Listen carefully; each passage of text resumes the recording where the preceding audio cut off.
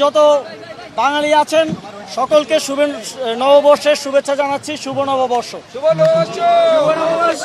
আজকের এই দিনটি বাঙালিদের জন্য অত্যন্ত গুরুত্বপূর্ণ একটি দিন। আমরা পুরনো বছরকে পিছনে ফেলে নতুন বছরে নতুনের আশায় এবং সুন্দর সুখে শান্তিতে আরও একটি বছর পালনের আশায় আজকের এই দিনটি আমরা উদযাপন করছি। আমরা জাতীয় নাগরিক পার্টির পক্ষ থেকে আমাদের প্রায় দীর্ঘদিনের সংস্কৃতি এই বিভিন্ন সময়ে বিভিন্ন নামে বিভিন্ন মাধ্যমে এই নববর্ষ উদযাপিত হয়ে আসছে, পালিত হয়ে আসছে।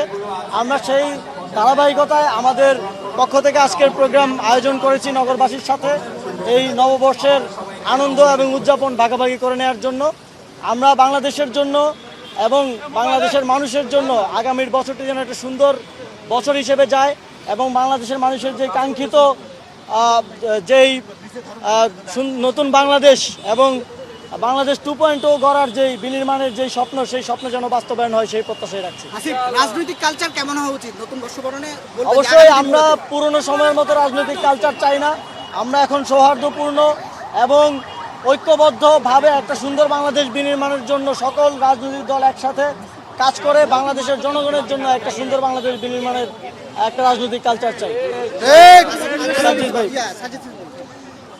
প্রথমেই বাংলাদেশ থেকে শুরু করে পুরো পৃথিবীতে আমাদের বাংলা ভাষার কিংবা আমাদের বাঙালি যারা ভাই বোন রয়েছেন আপনাদের সবাইকে জানাই বাংলা নতুন বছরের শুভেচ্ছা। শুভ নববর্ষ।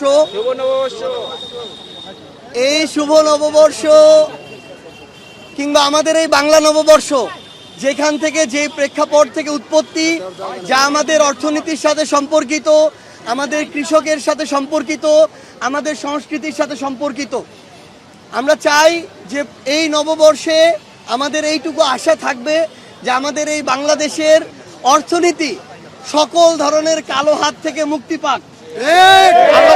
আমাদের যে কৃষকেরা আছেন তারা তাদের দ্রব্যের, তারা তাদের যে মাথার ঘাম পায়ে ফেলে যে পণ্য উৎপাদন করে সেটার ন্যায্য মূল্য পাক।